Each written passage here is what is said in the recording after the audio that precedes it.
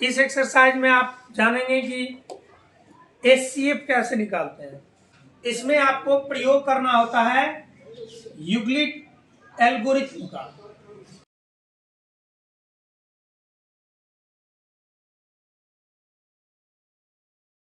Euclid विभाजन algorithm. अब यहाँ एल्गोरिथ्म समझना होगा। एल्गोरिथ्म जो होता है वो एक तकनीक होता है। किससे बना है? प्रमेयिका से। किससे बना है?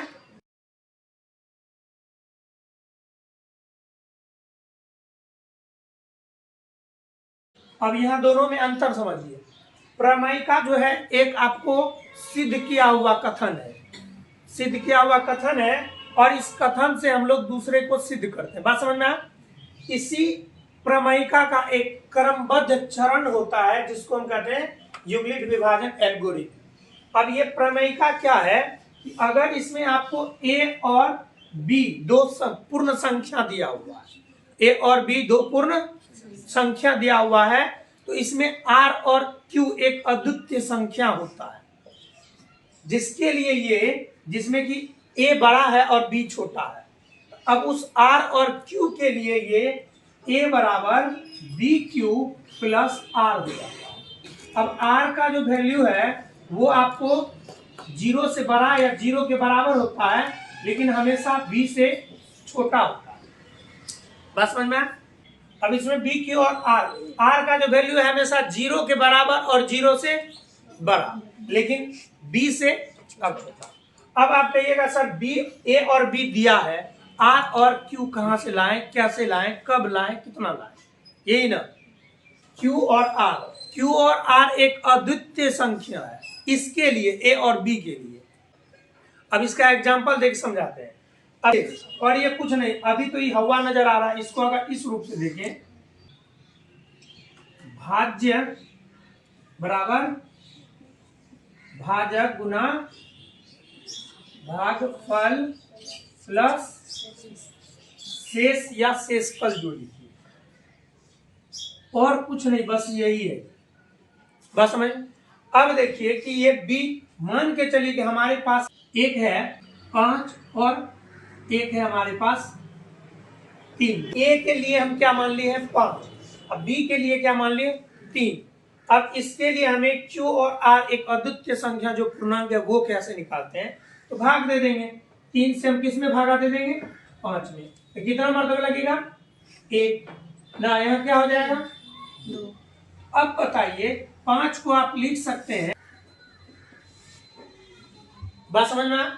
अब यहाँ देखिए, आपको 3 और 5 दिया हुआ था, बात समझ में? तो क्या आप Q और R ढूंढने का तरीका सीख गए? समझ में आ गया? तो अब 2 जो है, देखिए भाजक 3, यहाँ जो शेष बचता है वो हमेशा 3 से कम बचेगा कि ज्यादा बचेगा? कम। हम जो जिस भी संख्या से भाग दे, शेष हमेशा उससे क्या होता है? अगर आप 4 से भागा दे रहे हैं किसी भी संख्या में, तो शेष हमेशा कितना बचेगा? या तो 3 बचेगा, या तो 2 बचेगा, या तो 0। जब बराबर में बराबर लग गया तो क्या बचेगा? 0। इस बात को समझ पाए? दो संख्याओं का एचसीएफ निकालते हैं, बस समझ में? तो 5 बराबर क्या होता है? भाजक 3 गुना 1 प्लस 2। देखिए, ए तो 5, बी 3, क्यू 1, आर 2। तो सबसे पहला सवाल लेते हैं हम लोग, जो आपको 135 और 225। अब इसमें थोड़ा सा उल्टा लिख दिया है, बी को पहले लिख दिया, ए को बाद में लिख दिया, उल्टा पुल्टा कर दिया आपको उलझाने के लिए। माना कि A equal to B equal to 135, ठीक है। अब जो है यूक्लिड विभाजन प्रमेयिका के द्वारा ना क्या हो जाता है? ए बराबर बी क्यू प्लस आर।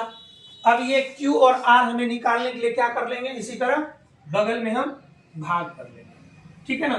तो क्या है आपका? 135 से भागा देंगे किसमें? 225 में। बात समझ में आ रही है? भाज्य कितना है आपका? 225। भाजक कितना है? 135। भागफल कितना है? शेषफल कितना है? 90।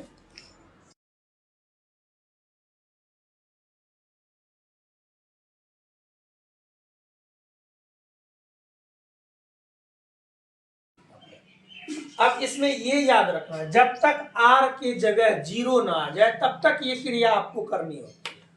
बात समझ में? कहाँ जीरो आनी चाहिए? आर के जगह, अर्थात शेषफल। आपका शेषफल जीरो होगा तभी ना आप भागा को रुकिएगा। अभी आपका भागा खत्म हुआ है? नहीं। क्या रखेंगे? तो पहला स्टेप को लिख दिए, कोई दिक्कत। अब जो दूसरा स्टेप हम लोग शुरू करते हैं तो क्या होता है, यहाँ लाइन देते हैं, ये यहाँ आ जाता है 100।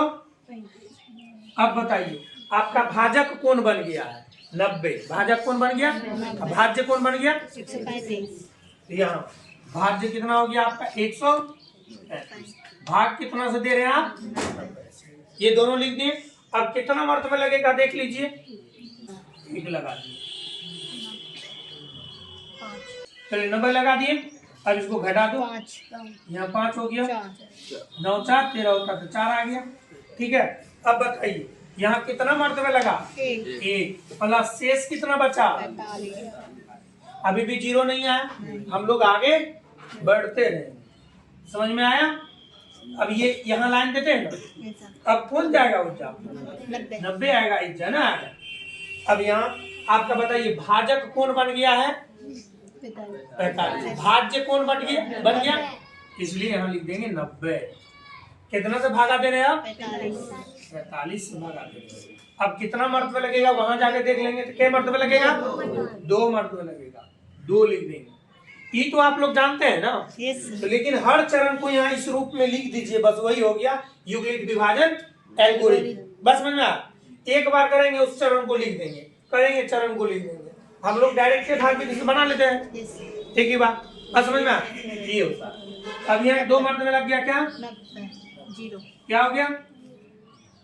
अब बताइए आर जीरो हो गया, के मर्तबा लगा? 2 मर्तबा। प्लस यहाँ क्या हो गया? तो आपका कौन बनेगा? 45। बात समझ में? यहाँ लिखेंगे। अतः 135 है ना, तथा 225 का HCF बराबर क्या हो जाएगा? क्या समझ में आई बात? तो दूसरा सवाल लेते हैं ये, ठीक है। अब यहाँ भी आपको फिर से उल्टा करके दिया, पहले बी दे दिया है, बाद में मान लीजिए A इक्वल टू ना, तथा B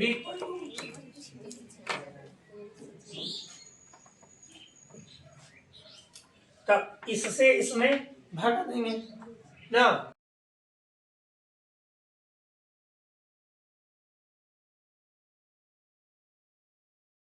क्या होता है? A बराबर BQ प्लस R। अब ये Q और R आपको ज्ञात करना होता है, यही ना? एक ही बार में राम नाम शब्द हो गया इसका ना। चलो, तो इसमें यहाँ क्या हो जाएगा आपका? A का वैल्यू दीजिए यहाँ 0, तो शेष पर एक ही बार में 0 आ गया, तो आपका मौसम कितना हो गया? आता 3 नंबर सवाल में देखिए आपको क्या दिया है? 867 और 200। तो हम मान लिए A बराबर 867 तथा B बराबर 255।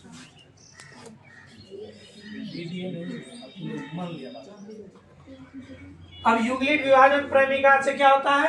A बराबर BQ प्लस R। अब हमारे पास A कितना है बताओ? 867। अब B Q और R आपको निकालना है, तो कैसे निकालेंगे? इसी तरह से बगल में रख कर लो। कितना आया? भागफल ही ना है। Q क्या है?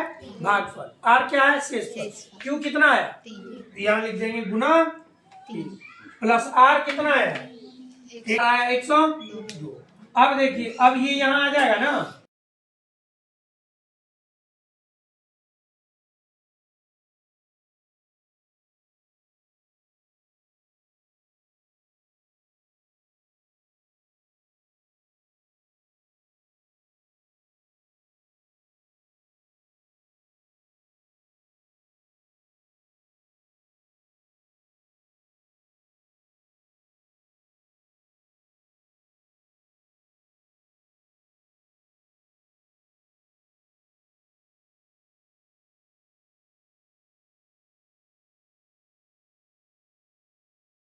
यहाँ हो गया 1, नहीं 2 मतलब लगाना, यस सर 2 प्लस शेष पर, 0 अब शेष पर 0 आ गया, इसका ये हो गया CF ना, अतः